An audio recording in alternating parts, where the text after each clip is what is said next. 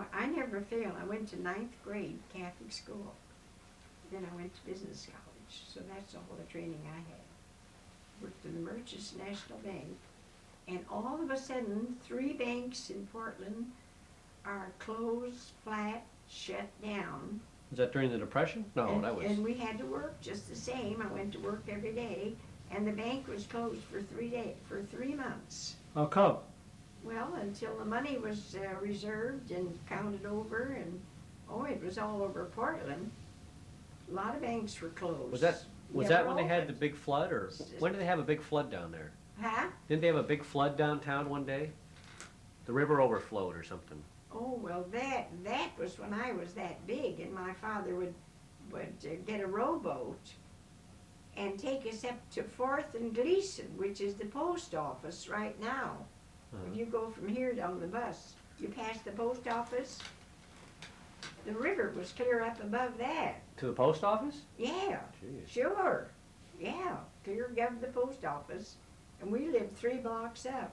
And my dad had come from work, and somehow or other he had somebody. Well, the minute the water's flowing all over your land up into your backyard, you've got a boat in your backyard if you want to get it and everything.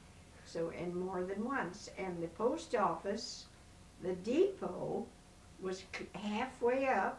Oh. And my dad helped me get into the boat. And then he rowed the boat. Sadie and I, my sister now, my dad rowed the boat like this, and he let us stand up. We stand up and we could touch. It was a beautiful small boat with a top on it. And my dad would say, now stand up and touch the ceiling. I was about that high.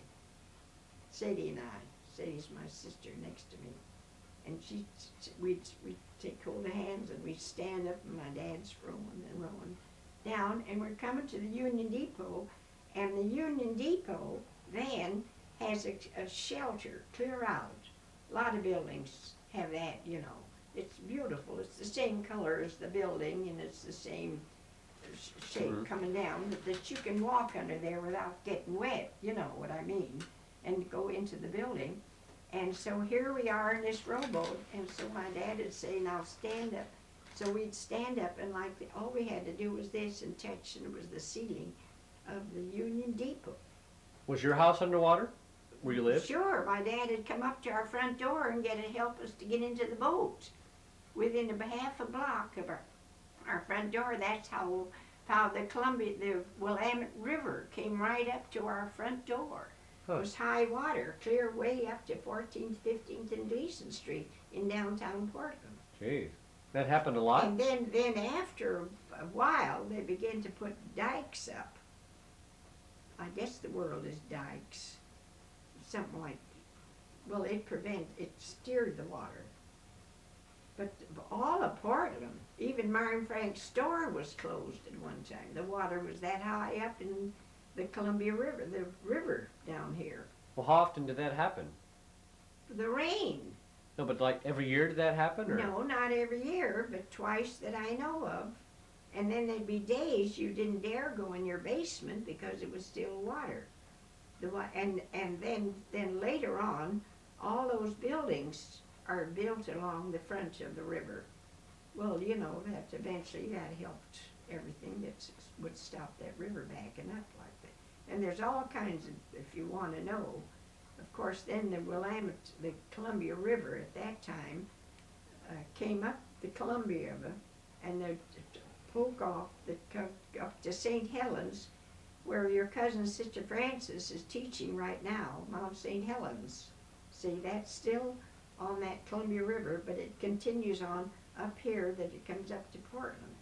And then they put in the new bridges, then that did away with all that flow of water up until a certain thing that there was no water came up.